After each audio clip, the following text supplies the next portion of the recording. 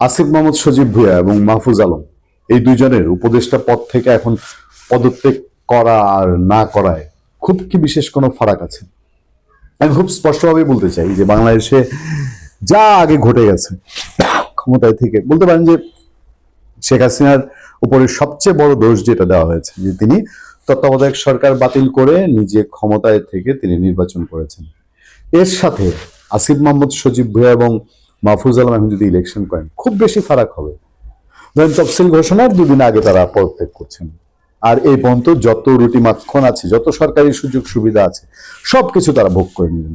আচ্ছা, এই আসিফ মাহমুদ সজীব ভুঁইয়া এবং আপনার মাহফুজ আলম এমনকি কোনো মিনিমাম দৃষ্টান্ত বাংলাদেশে দেখাতে পেরেছেন তারা যে এতগুলো গুরুত্বপূর্ণ মন্ত্রণালয় চালালেন, যে বাংলাদেশে এই যে নতুন বন্দোবস্ত বা দেশটাকে খুব সুন্দর সফল দুর্নীতিমুক্ত করার জন্য তারা একটা কোনো মানুষের মধ্যে আস্থা তৈরি করতে পারছেন যে কিছুদিন তাদের হাতে এই দায়িত্ব ছিল, তারা দেখিয়ে দিয়েছেন, মডেল করে ফেলেছেন, তারা ফাটাকেষ্ট হয়ে গেছেন।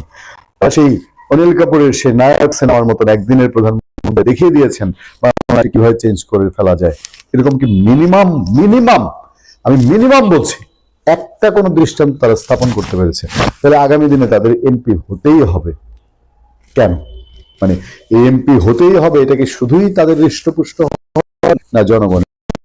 ফলে খুব চরম বিতর্কিত একটা সিদ্ধান্ত হবে যদি এই দুইজন ইলেকশন করে। তার চেয়ে আরো ডেঞ্জারাস ঘটনা আছে।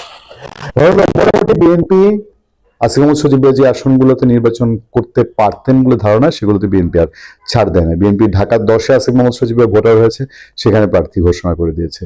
আর তার কুমিল্লার মুরাদনগরে সেখানে তো প্রশ্নই ওঠে না। ফলে আসিফ মাহমুদ সজীব মাহফুজ আলমের টুনটুনানো শুনে যাচ্ছে তিনি করবেন কি করবেন না ইলেকশন, কারণ সিকিউরিটি। আর যদি ধরেই নেই যে আসিফ মাহমুদ সজীব ভুঁইয়া শেষ পর্যন্ত জামাতের ছাড় নিয়ে অথবা কোনোভাবে এনসিপির ব্যানার ইলেকশন করবে, তাহলে সেটা তো হবে আরো বেশি দুঃখজনক। তাহলে কি তার সমস্ত ক্যাডার, তার যত শক্তি, তার যত বলা হয় যে সেই যে তার সশস্ত্র বিপ্লবী প্রিপারেশন ছিল, এগুলো সবকিছু তিনি যে আসন সামনে নির্ধারণ করবেন সেই আসনের সমস্ত শক্তি তিনি প্রয়োগ করবেন? প্রশ্ন উঠতেই পারে, কারণ পদত্যাগ করেননি এবং যেই গালিগালাজ আওয়ামী লীগকে তারা করেছেন, যেই দোষারোপ আওয়ামী লীগের উপর দিয়েছেন, একই দোষে তারা দুষ্ট হতে চলেছেন। ফলে এই দুইজন মানুষ আমি এগুলোকে কেস স্টাডি বুঝি, আরো তো অনেকে আছে তাদের লোকজন যারা আছে।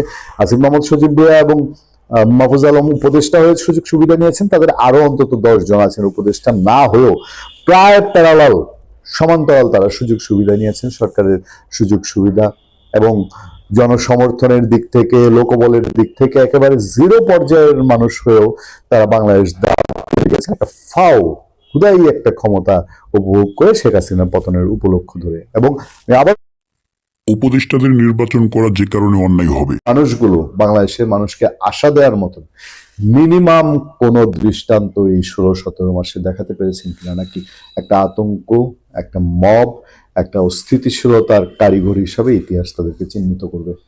ভালো থাকবেন, সুস্থ থাকবেন। আপনার সাথে নিয়ে আতিক রহমান, পূর্ণিয়া।